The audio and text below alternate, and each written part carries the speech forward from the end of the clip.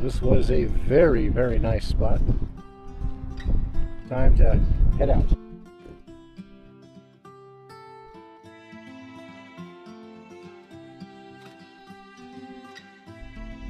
Arizona usually gets all the credit for giant cacti and endless desert.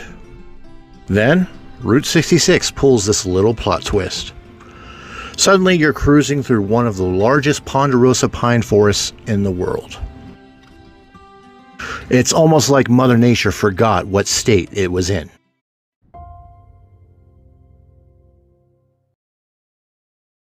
This video was made with generous donations from other Get Lost travelers just like you. Route 66 winds right through Coconino National Forest. And this stretch of northern Arizona is probably not what most people picture when they think of the desert Southwest. No endless sand, no giant saguaro cactus, just mile after mile of towering pine trees and some pretty incredible scenery. Sometimes the best part of road trips are the places you weren't expecting not to find. Every stop along Route 66 has a neon sign, an old glass station, or a giant fiberglass animal. Sometimes it's just a dirt road leading to somewhere that makes you stop and wonder, what exactly am I looking at? Cinder Lake is one of those places. Black volcanic rock stretches in every direction, with hundreds of strange little craters scattered all about across the landscape. It's quiet, to a degree. It's hardly empty. It's easy to see why this place caught people's attention. There's something about this landscape that feels different. Like you've accidentally driven onto another planet.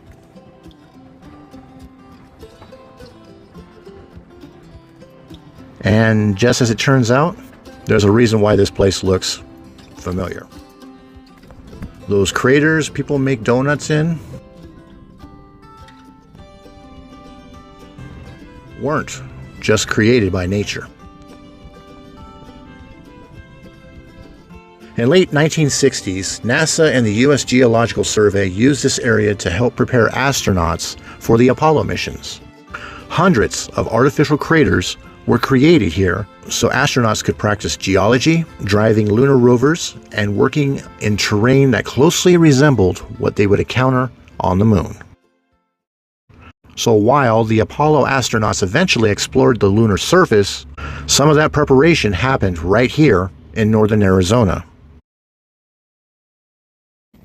This is volcanic cinder, and it is what they believe is the closest representation of what it was like on the surface of the moon. It's crazy to think that this quiet patch of volcanic rock helped play a small part in humanity's biggest adventure. Before long, the forest started giving way to Flagstaff, and my next stop was something I'd driven past many times without realizing what it was. Northern Arizona University has been part of Flagstaff since 1899. Back when Arizona was still a territory. It started as a small school focused on training teachers, and today is one of the biggest universities in the state. Which explains why, walking around the campus, I suddenly felt like I should have brought a backpack and a better excuse for being there. And there he is, Louie the Lumberjack. At first glance, he just looks like another roadside statue. But standing here, you're actually looking at the one that started it all. This lumberjack is widely considered to be the very first Muffler Man ever created.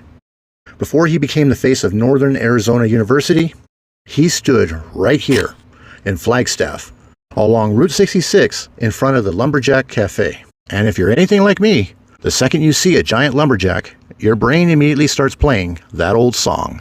I'm a lumberjack and I'm okay. Thankfully, Louie doesn't sing, because I'm not sure if I'm emotionally prepared for a 20-foot lumberjack busting out into song.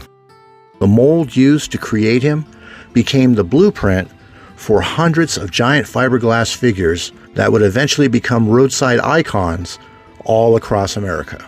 Not a bad legacy for a guy who's just been standing around since 1962. With Louis checked off the list, it was time to get back to Route 66. I always tell myself these stops are going to be quick. 5 minutes, take a picture, keep moving.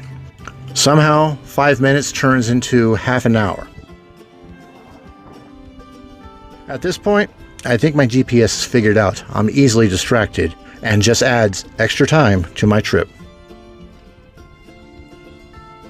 My next stop wasn't actually Meteor Crater itself, but like I said in the last video, I had lost footage. But I do have the footage of Meteor Crater for the next episode. It was getting late and there was only a few hours left of Meteor Crater, so here I am at the rest area nearby. Sometimes road trips aren't always about huge attractions. Sometimes it's just finding somewhere to stretch your legs, check on the van, and remember that you've been sitting behind a steering wheel for 6 hours straight. One thing that Arizona definitely has taught me is that the sun is both my friend and my worst enemy. Solar panels love this weather, but everything inside the van starts cooking if you don't pay attention. Keeping air moving, parking smart, and using shade whenever I can makes a huge difference. Because the goal is to collect the sunshine, not come back to a van where my lunch has transformed into a science experiment.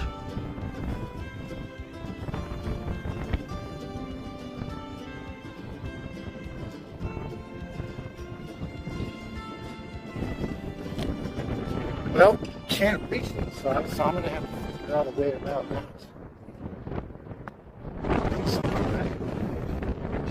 And then after this Route 66 thing, he's got a second solar panel that they can put right up, right behind there, and that'll give me 200 watts on the top, plus this 100 watt panel that I can move around where I need it to.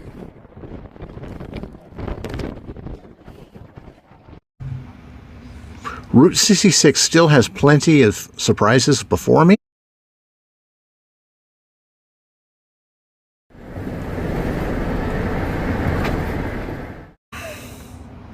But that'll have to wait for the next stop.